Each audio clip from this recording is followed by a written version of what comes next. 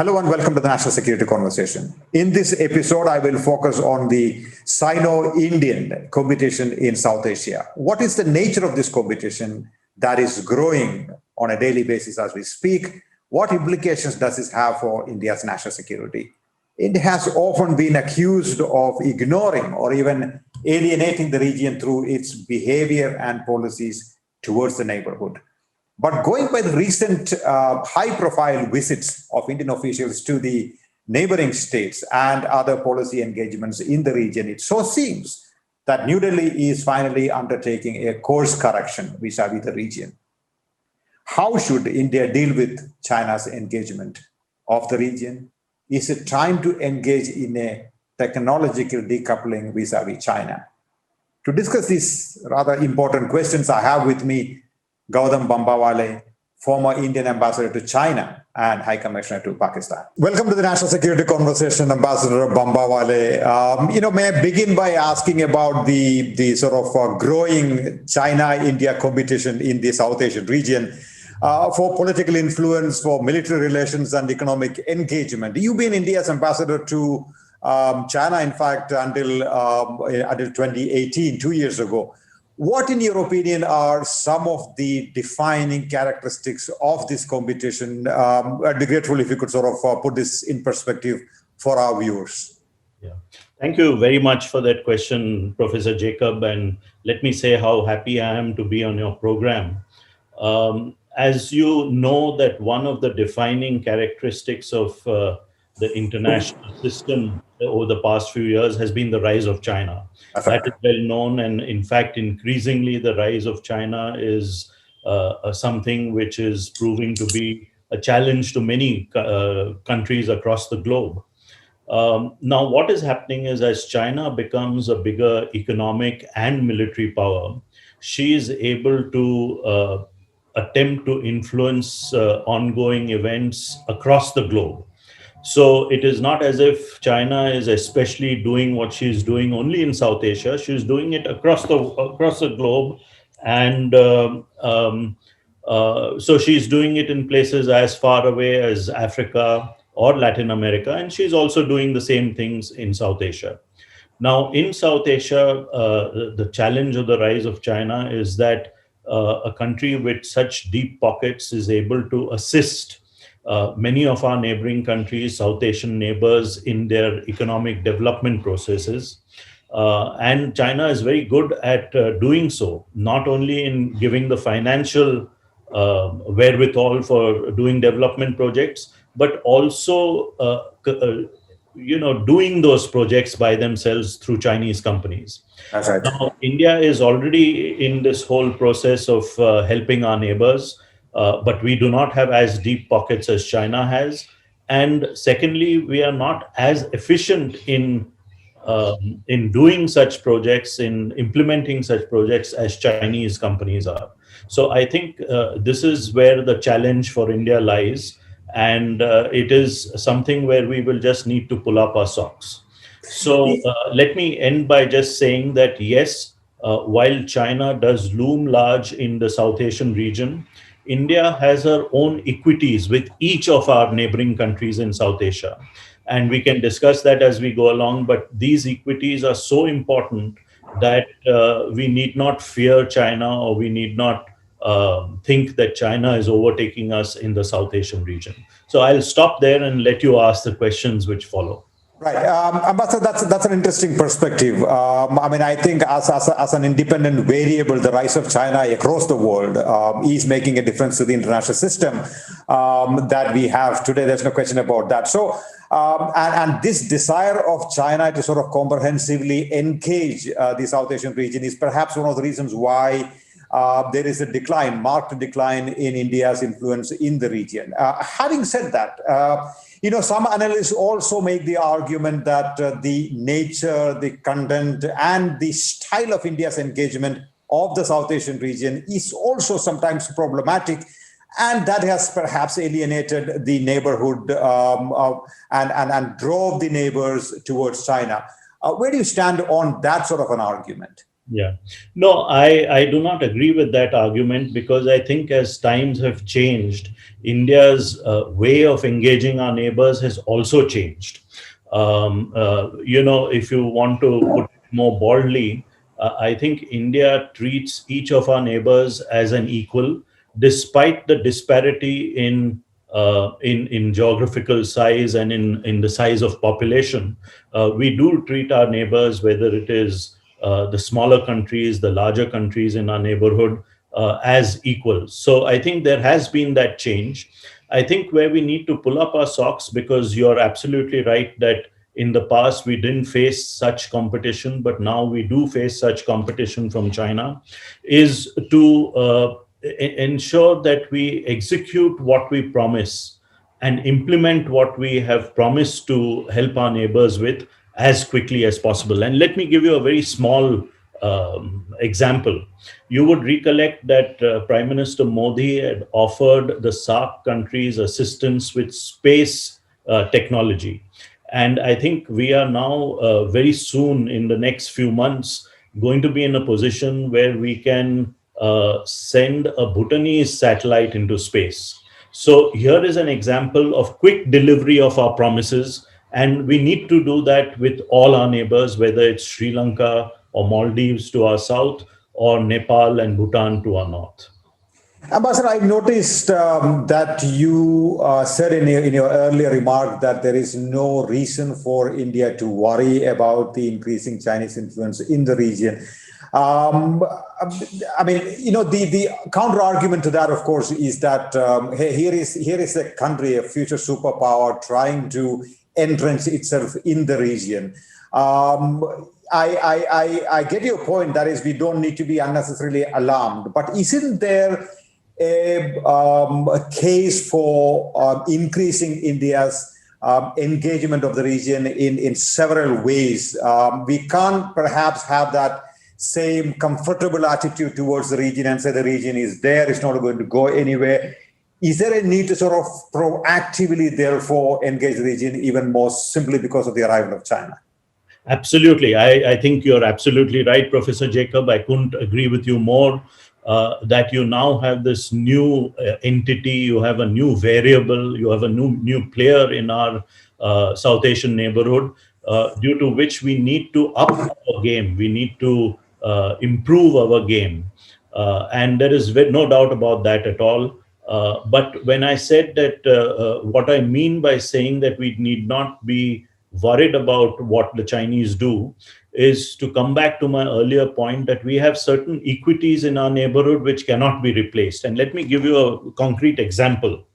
A lot of people talk about the relationship between China and Nepal and between India and Nepal. Now, it's very simple. Nepalese people come to India to work. Some of them, I mean, not all of them, but some of them. Have you heard of Nepalese people going to China to work? So here's something which which we have certain leverages, and we need to continue to use those leverages more efficiently, of course, as we have been discussing, but also very pragmatically, and use it with finesse, as you have also pointed out.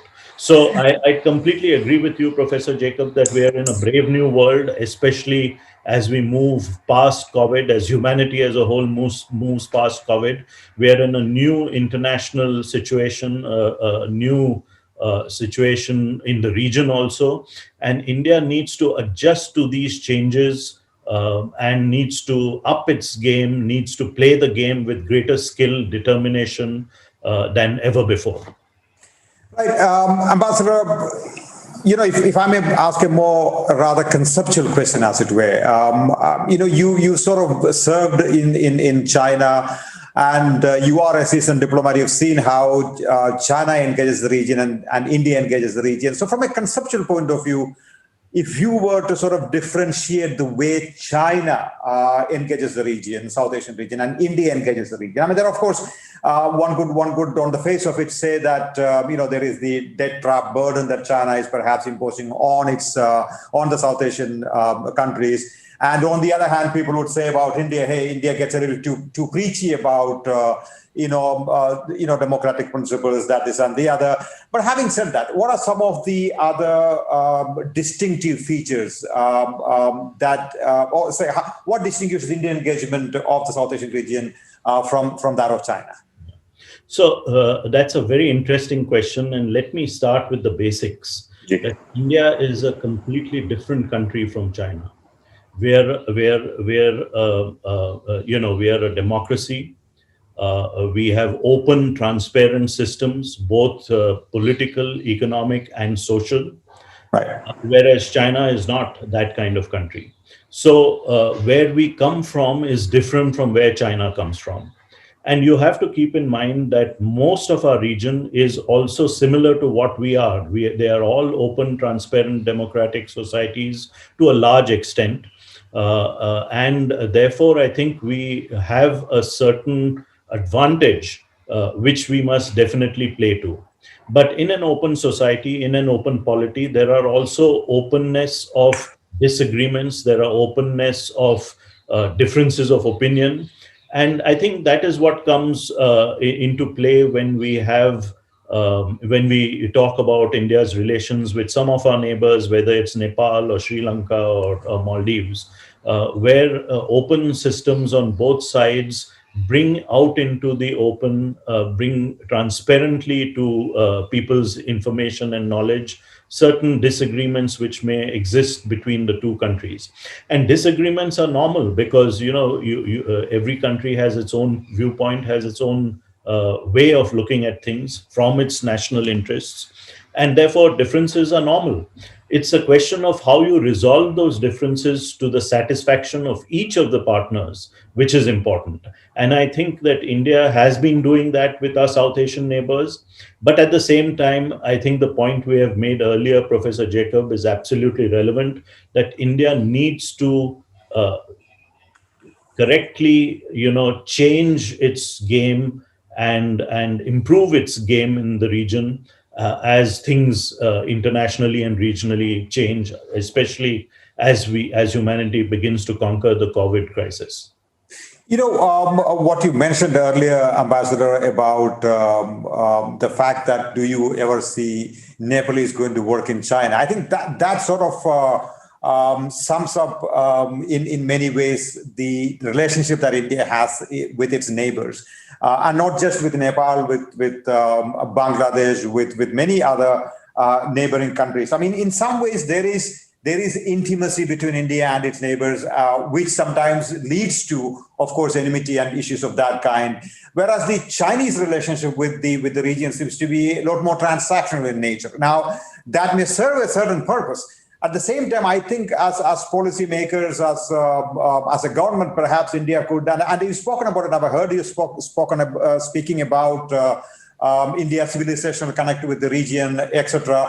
So is it time, therefore, that India leverages some of these cultural, civilizational, linguistic, and other connects with the region rather than focusing on just the transactional aspect of it, which perhaps China focuses too much on?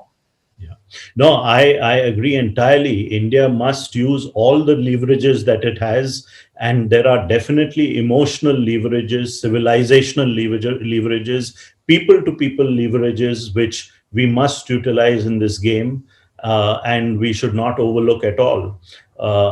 At the same time, a little bit of transactional sort of politics would come in, because as we were discussing, India needs to do the projects that we have promised in our neighboring countries much more efficiently than we have been doing so far.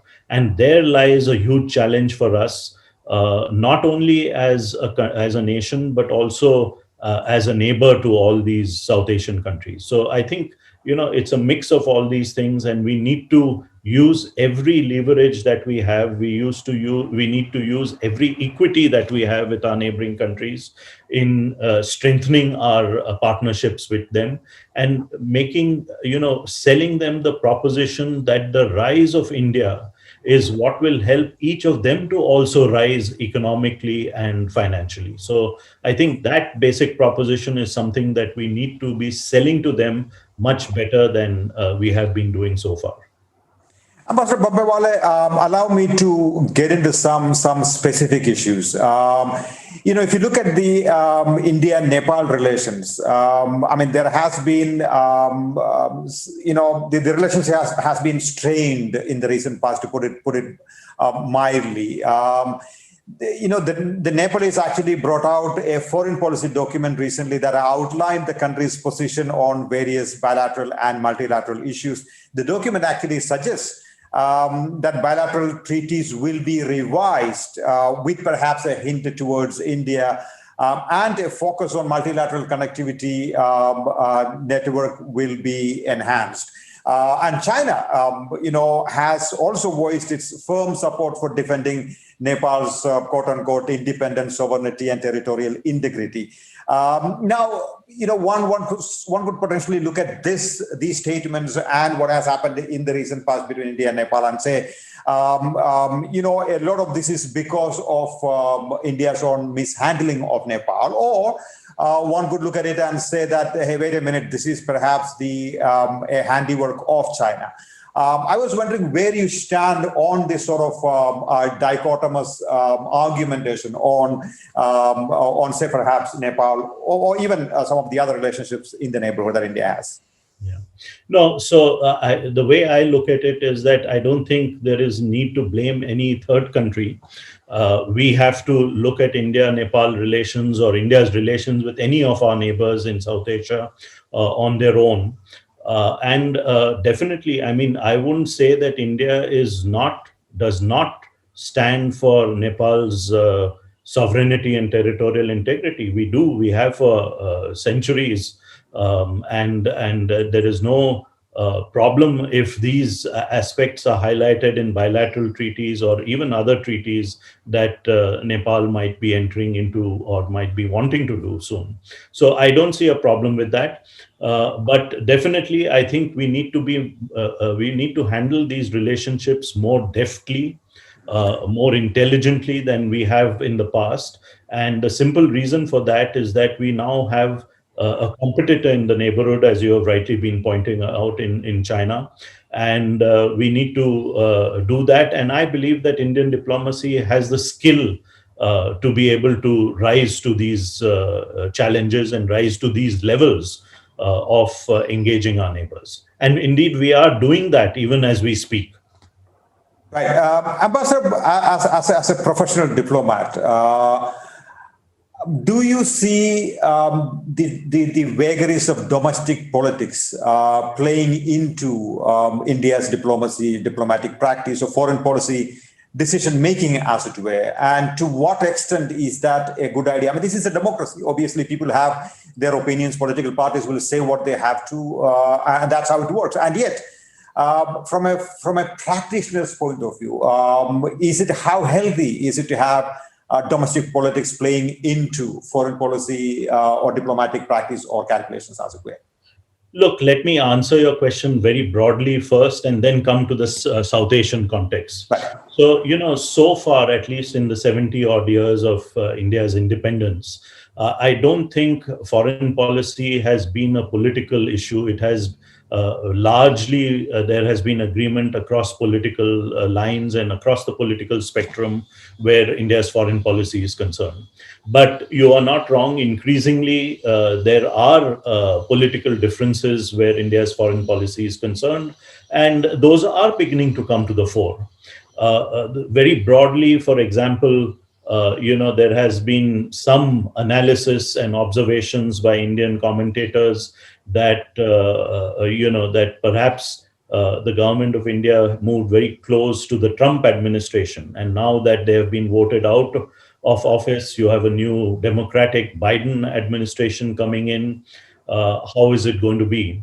I personally believe that, we have enough linkages to the Democratic Party in the US, and that, we will do whatever has to be done in order to protect and promote our national interest. And so will the United States, a Biden administration. So I don't see this as a major problem.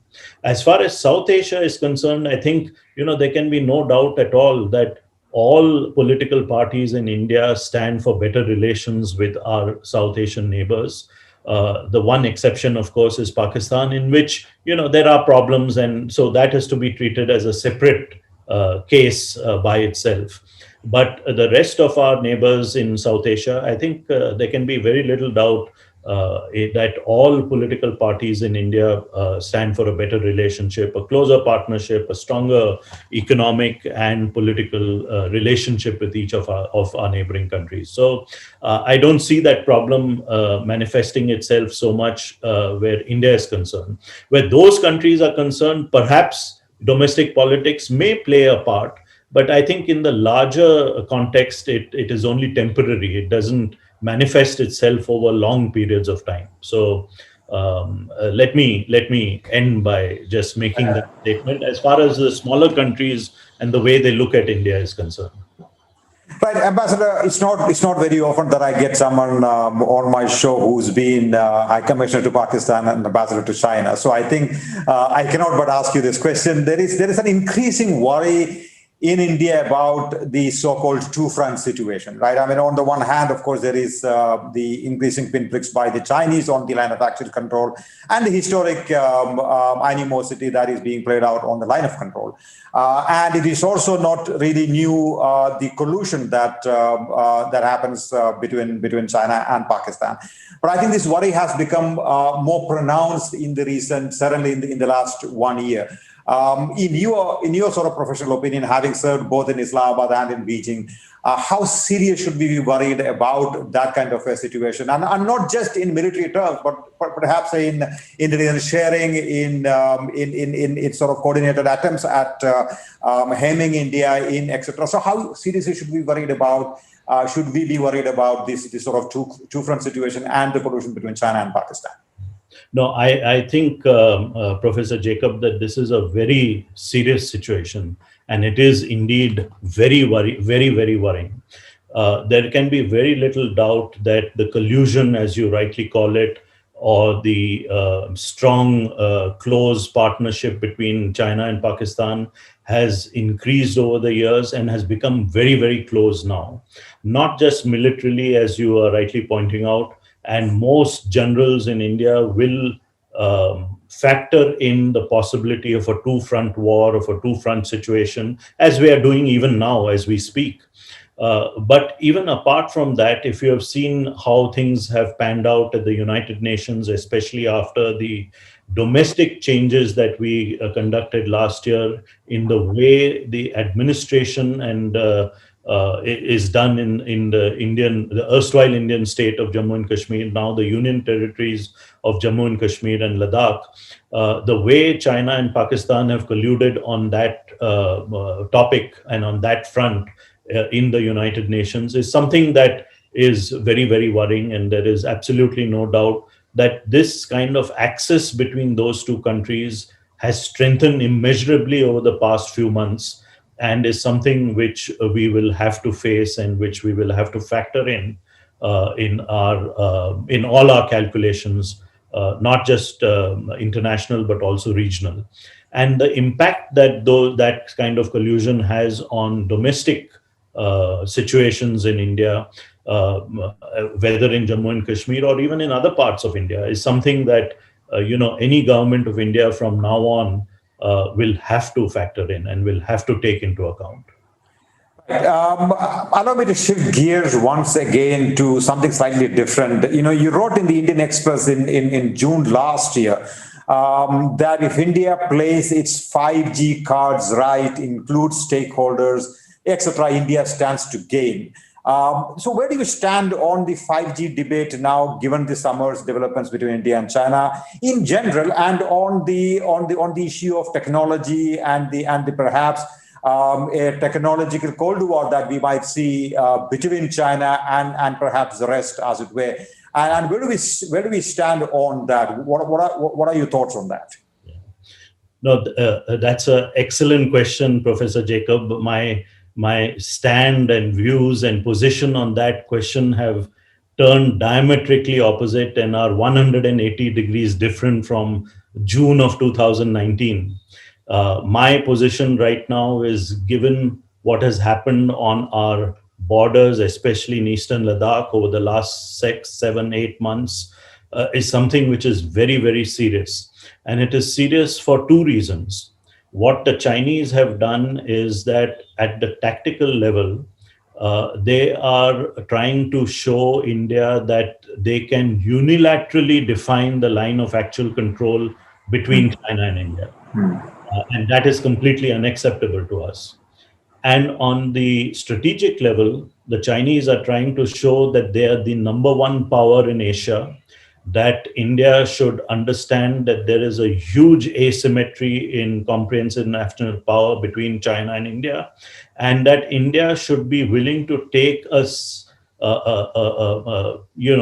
role in this kind of new Asia, which is much lower in the pecking order than the number one role of China. And that is also unacceptable to us.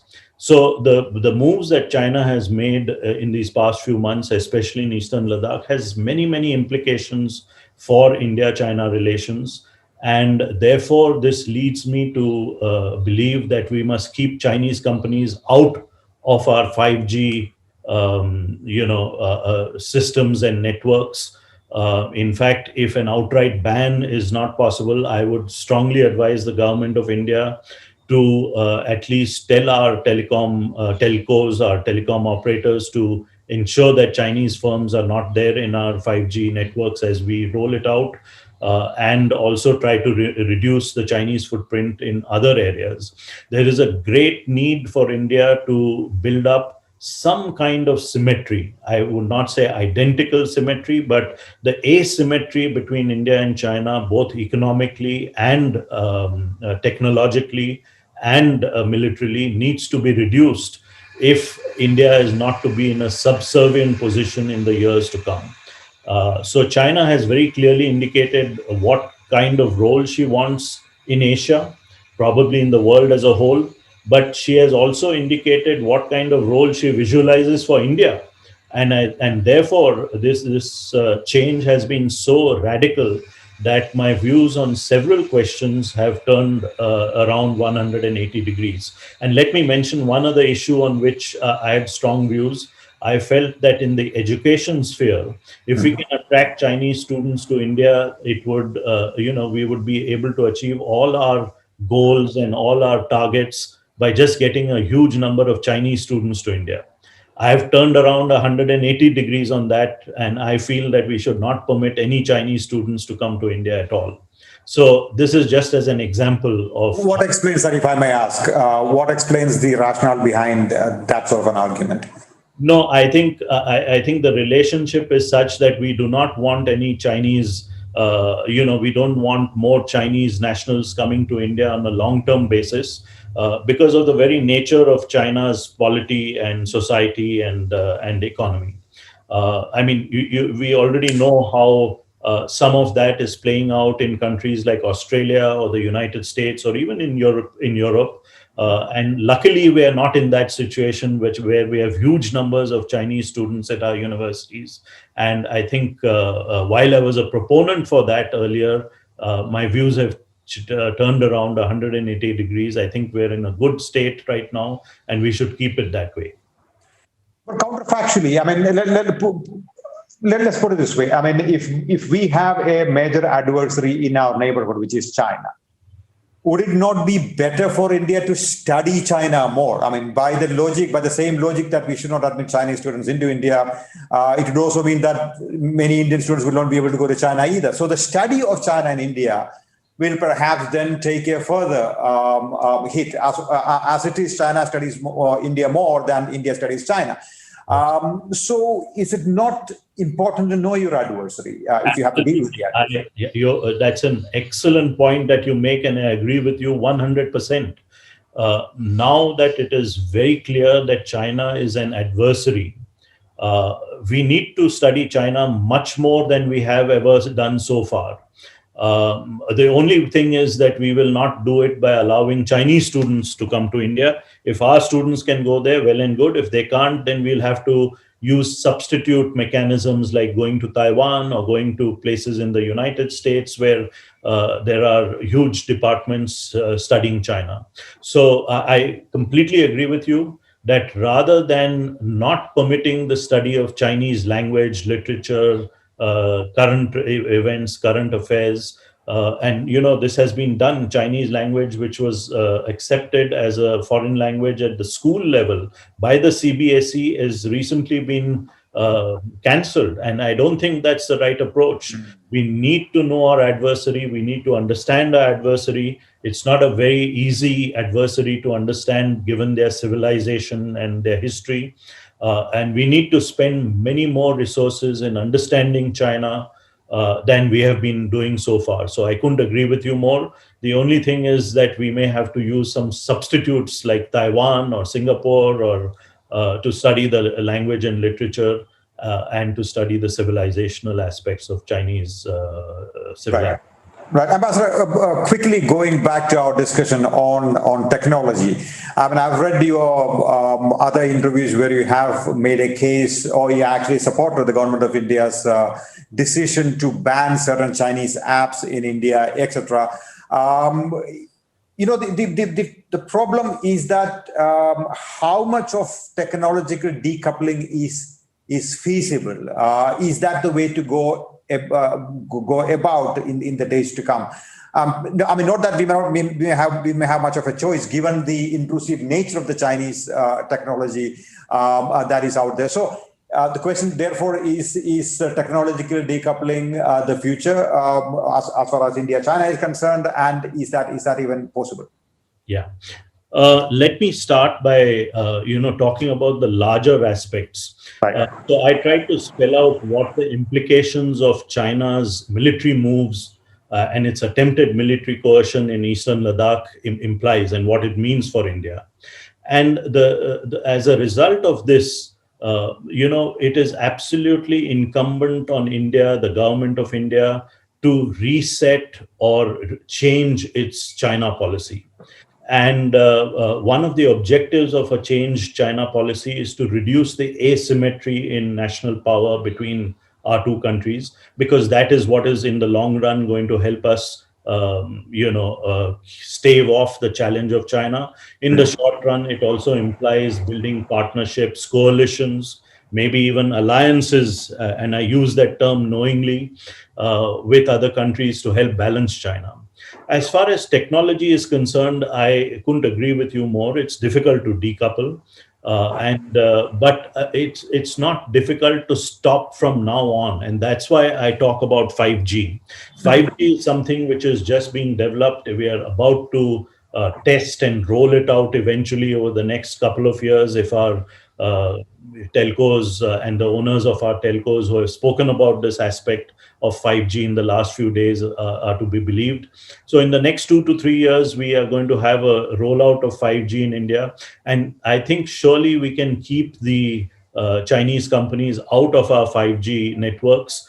We will have to use other countries' networks, which might be more expensive.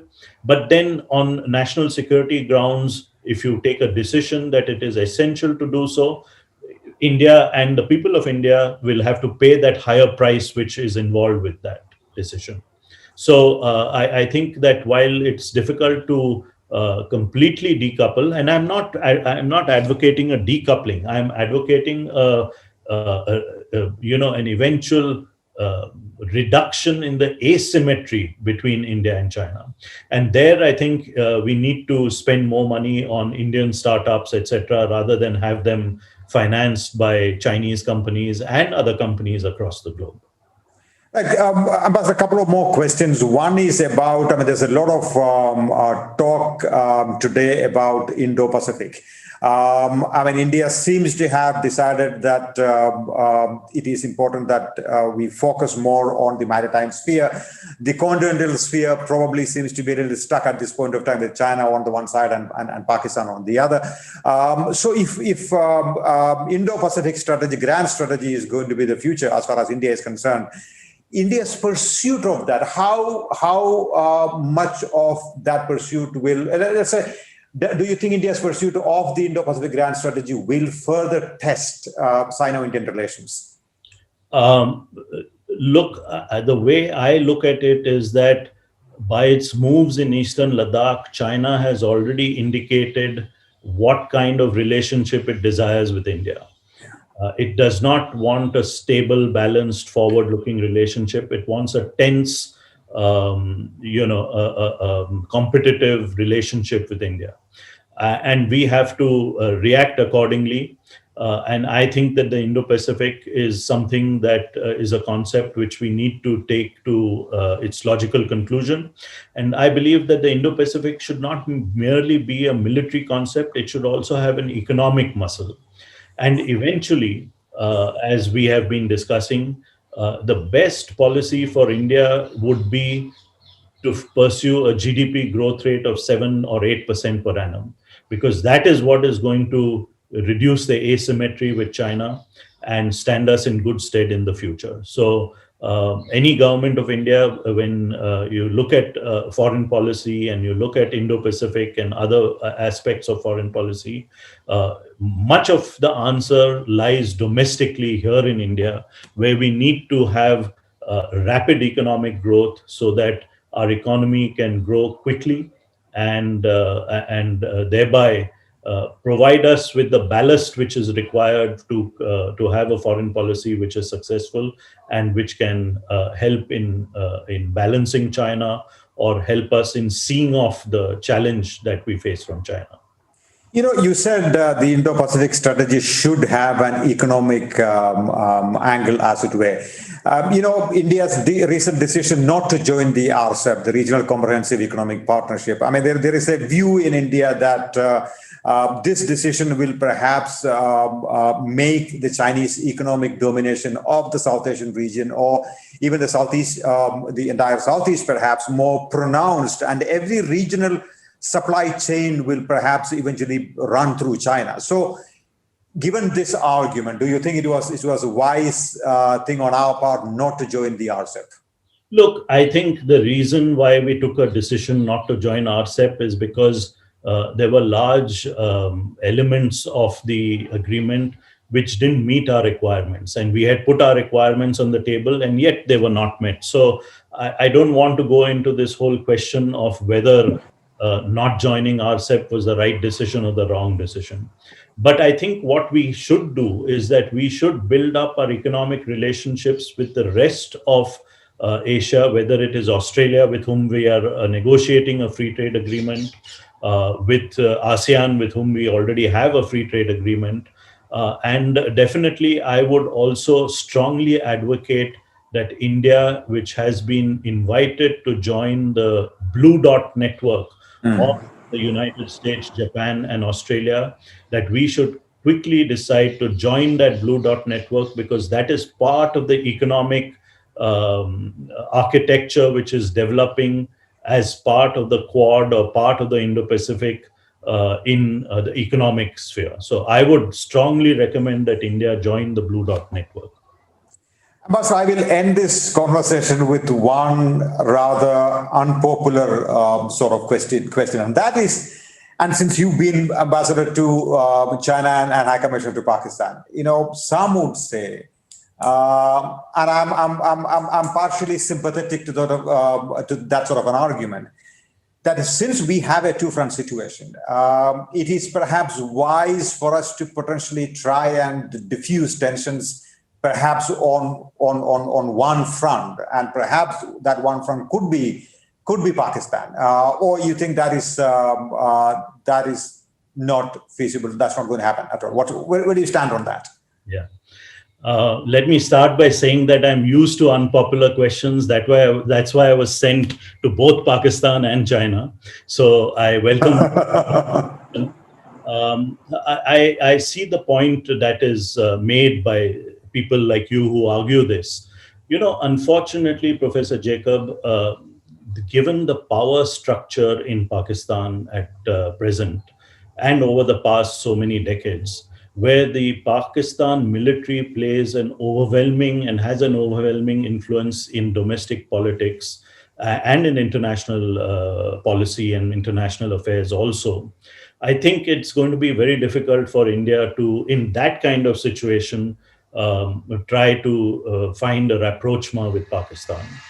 in order to be able to find a rapprochement with Pakistan, Pakistan needs to be actually governed and its policies decided upon by civilian governments. So, if the whole PDM process is successful in Pakistan, and there are doubts about that, perhaps then will be the time to try a rapprochement with Pakistan. But in the meanwhile, assuming both these as givens, let me say that what India needs to do is perhaps we need to build coalitions and alliances with other countries to balance this two front situation. And I think there it is absolutely essential for India to go beyond this holy cow called strategic autonomy.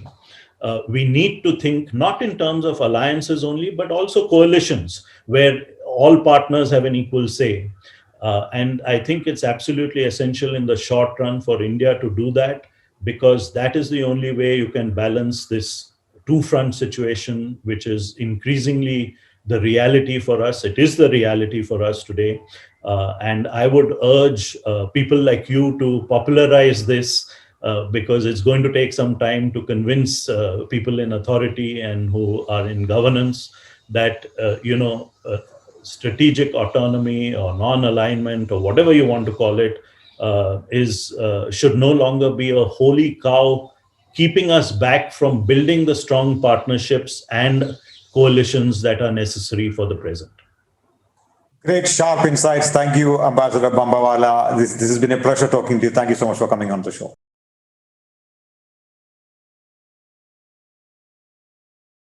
To receive instant updates on all videos from The Wire, click the subscribe button and hit the bell icon. Pay to support independent journalism. Click the link in the description and choose the amount you want to pay.